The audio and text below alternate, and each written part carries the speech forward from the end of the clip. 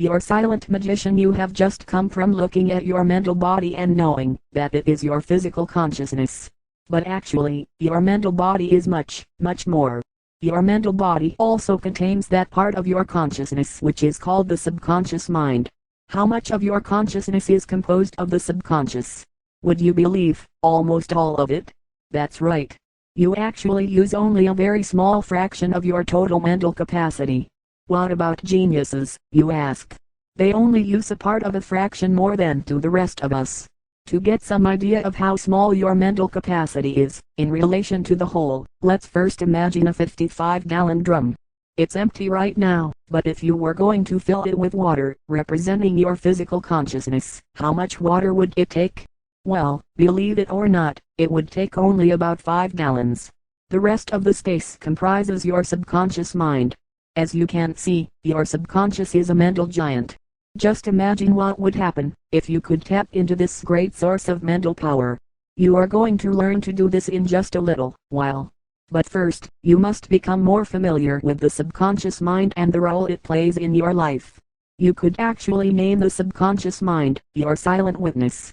For indeed, that is what your subconscious does. It witnesses all that you do. It is able to remember all that you have ever done in this lifetime, and what's more, it contains the memories from all your lives here on earth and sojourns in the ether worlds. Why can't you remember them then? This is because there is an energy screen between yourself and the subconscious. This screen is there for several reasons. First, this screen prevents you from tampering with the subconscious mind. For most people, memories of past lives should remain off limits. Therefore, you have this screen which prevents you from directly learning what is stored in your subconscious. To know your past lives may seem, at first, important, but really it's not. What if in a past life you were a murderer or a robber? Could you handle this information? Some say that they would like to search into the subconscious mind and know why they have returned to this world and learn what it is they came here for. But if you find this out, and concentrate so hard on accomplishing this one thing, that you might, inadvertently, overlook something else which will cause you to have to come back down here. Actually, knowing your past lives, and why you came down here, is really unnecessary. What's really important is that you live this life to your very best. That each, and every day, you do the very best that you can and give life your very best effort. If you do this, then, when you reach the other side, you can't say you did your very best, and that is all anyone can ask. Second, and like your physical consciousness, your subconscious hasn't the ability to discriminate between truth and untruth. The subconscious simply takes all information given to it by the physical consciousness and records it. The energy screen allows you time to hash over a problem, discerning what's right and what's wrong, and when you have come up with the right answer, or what seems right to you, your subconscious then incorporates that into its storage banks. The screen prevents data from leaving your conscious mind too soon, and entering the subconscious. So, you know that your subconscious mind is the storage house for all that you have ever done. You also know that it is not able to discern between truth and untruth, but there is more. It will store whatever you know to be truth. From this you can determine that your subconscious is unable to reason, that is, unable to form conclusions or make judgments.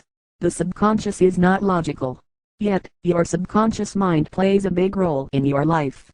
The biggest role it plays is to function as a relay between you, the physical consciousness, and your oversoul. Your oversoul receives information on your progress down here on earth from your subconscious mind, and the oversoul relays information and directives to your subconscious, who then puts them into action in your life. This is an important aspect which I will expand on a little later. Your subconscious mind is also in link with all other subconscious minds. Your subconscious mind is able to tap in with any other subconscious mind, and they are able to pool information.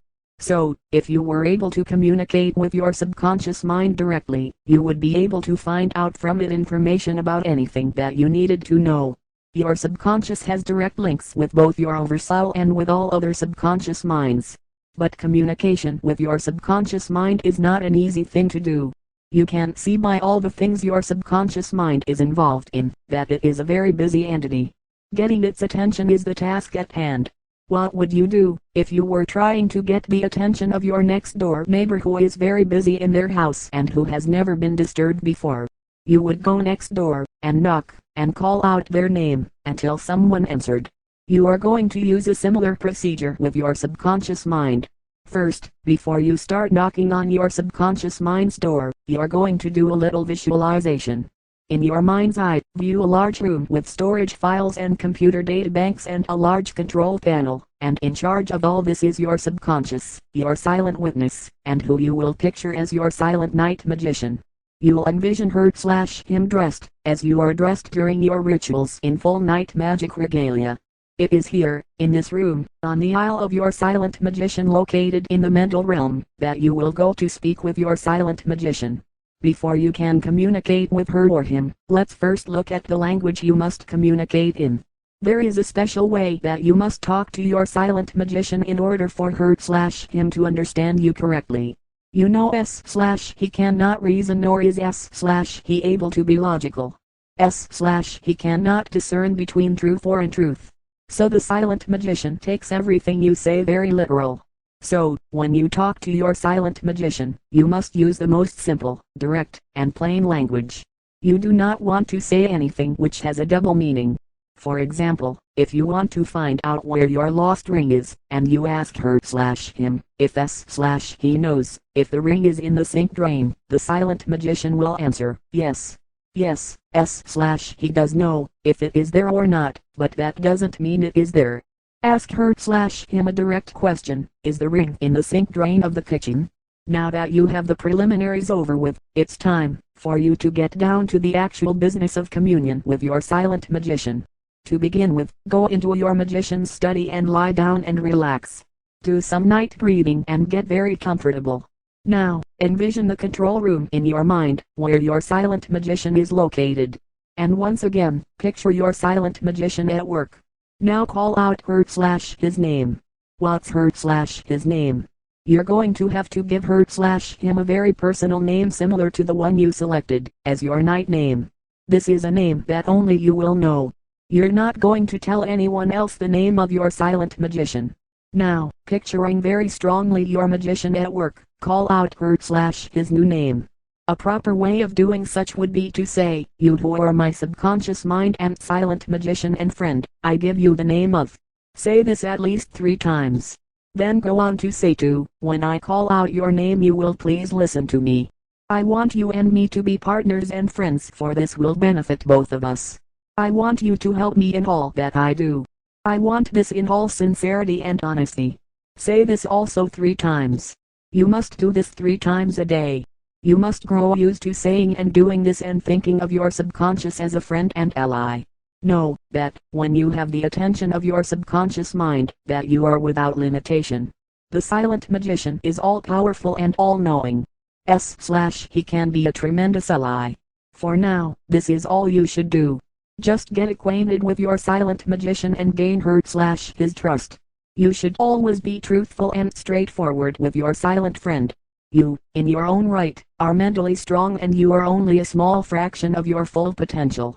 Imagine what would be your mental ability and the power of your thoughts, if you could increase them 11-fold. This can be, if you will tie in with your silent magician, your ally on earth.